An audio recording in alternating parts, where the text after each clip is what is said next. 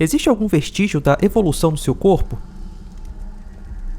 Muitas pessoas acreditam que o apêndice, o cóccix e muitas outras partes do corpo humano são vestígios do nosso suposto passado evolutivo. Em 1890, os chamados órgãos e estruturas vestigiais eram contados em cerca de 180. No julgamento do macaco, em 1925, o biólogo Hackett citou essa mesma quantidade. Com o tempo, esse número foi drasticamente reduzido, mas ainda hoje é ensinado nas escolas e universidades que as amígdalas, o apêndice e a glândula pineal são resquícios do nosso passado evolutivo de milhões de anos. Por ignorância darwinista, acreditava-se que esses órgãos eram descartáveis sem qualquer função.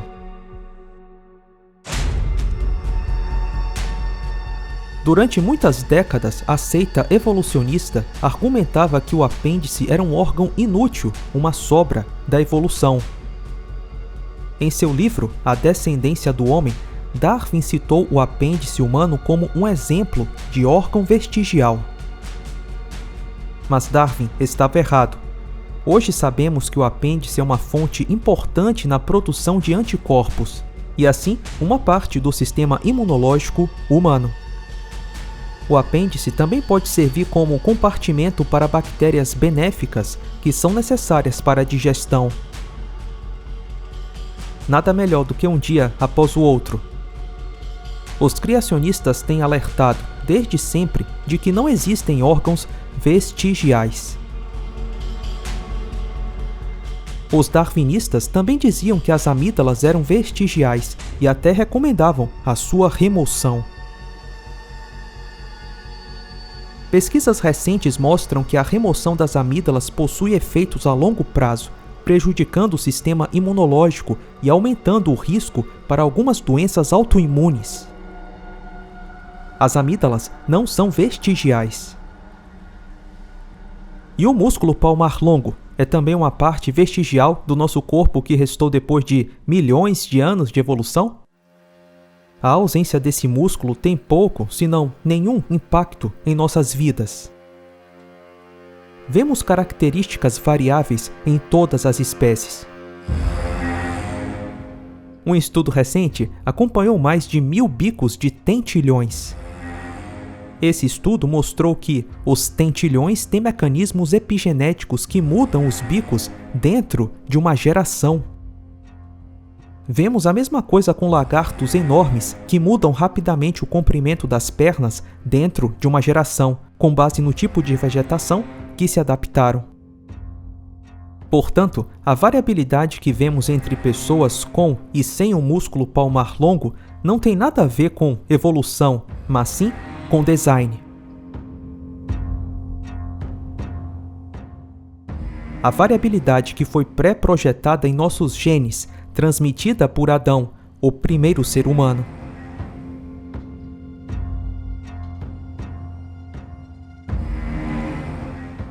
Darwinistas afirmam que temos 3 músculos no ouvido que são sobras da evolução. Eles dizem que nossos ouvidos fazem um esforço inútil para captar sons de diferentes direções. Ora, esses músculos têm finalidades estruturais e não direcionais.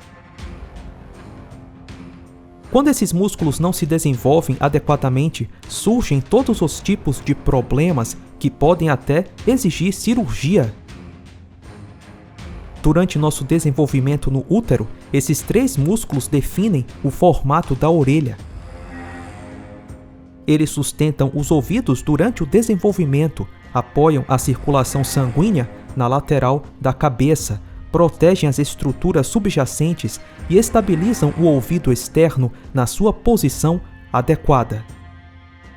Ou seja, embora os músculos do nosso ouvido não tenham sido projetados para se mover para captar melhor o som, eles servem para muitos outros propósitos. No evolucionismo, os arrepios são frequentemente considerados uma espécie de estresse evolutivo. Os darwinistas costumam dizer que os arrepios são uma herança vestigial, um remanescente evolutivo sem uma função real. Agora, modelos tridimensionais revelam que os músculos do arrepio são muito mais interessantes do que pensávamos. O músculo eretor do pelo ajuda a manter as células tronco vitais da pele,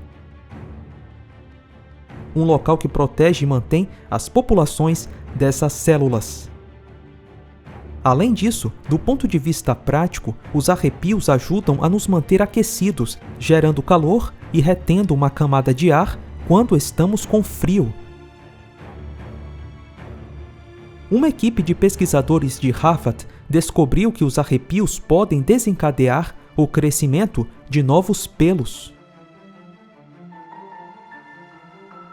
Um mecanismo para gerar calor quando os músculos que erguem o pelo se contraem, juntamente com arrepios para nos mantermos aquecidos quando estamos com frio. Além de ser um gatilho para gerar mais pelos se o frio continuar. Que design incrível!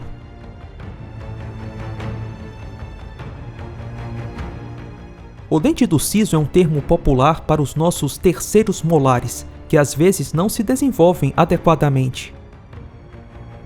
Na verdade, anomalias com os dentes do siso são a exceção.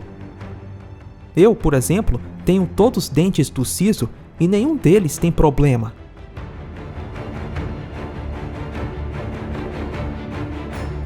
Darwin tinha argumentado que os dentes do siso são vestígios da suposta evolução da transição da mandíbula de um símio para o ser humano. Influenciados pelo darwinismo, muitos dentistas removeram dentes do siso, mesmo que não apresentassem nenhum problema. A extração de dentes do siso foi durante muitos anos uma das intervenções cirúrgicas mais lucrativas e comuns no mundo ocidental.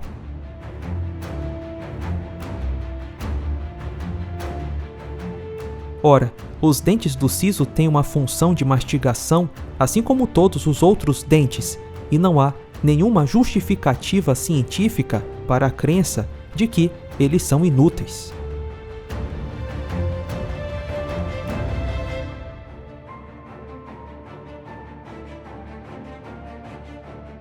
Os evolucionistas dizem que nosso cóccix é vestigial. Esse vídeo de um bebê com uma suposta cauda afirma que o cóccix é o que sobrou do rabo de nossos ancestrais simiescos. Longe de ser uma cauda, trata-se de uma doença. Na verdade, esse bebê tinha uma espinha bífida. Nessa condição, a coluna vertebral não se forma normalmente e um saco de líquido espinhal passa por uma abertura nas costas do bebê.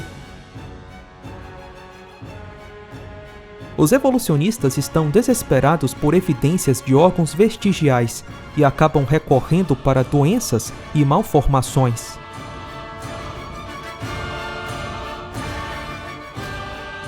Se o cóccix é realmente apenas sobra do processo evolutivo, por que não removê-lo quando apresenta problema? A remoção cirúrgica do cóccix é raramente feita porque o cóccix desempenha muitas funções. Por exemplo, a integridade de toda a sua pelvis. O cóccix fornece integridade estrutural, suporte para os músculos, ligamentos, tendões e tecidos conjuntivos. O cóccix é o ponto terminal da nossa coluna vertebral. Nossa coluna vertebral, ao invés de terminar apenas com vértebras regulares, termina com o cóccix. Nossos ossos curvos do cóccix fornecem suporte flexível para o assoalho pélvico. O cóccix também foi projetado para suportar o peso de quando sentamos. O cóccix não é um resto da evolução, mas uma estrutura projetada, elegante e com diversas funções.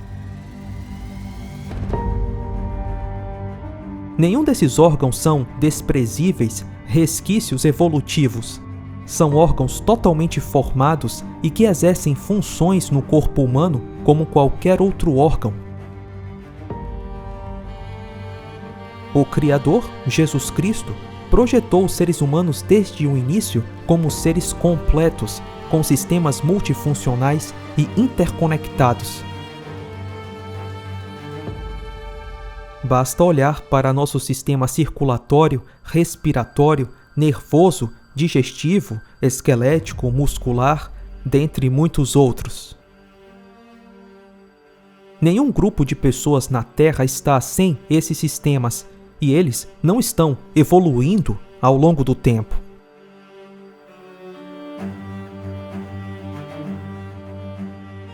Não existe nenhuma evidência de que o ser humano evoluiu de uma criatura sub-humana e que vestígios dessa evolução existam no nosso corpo.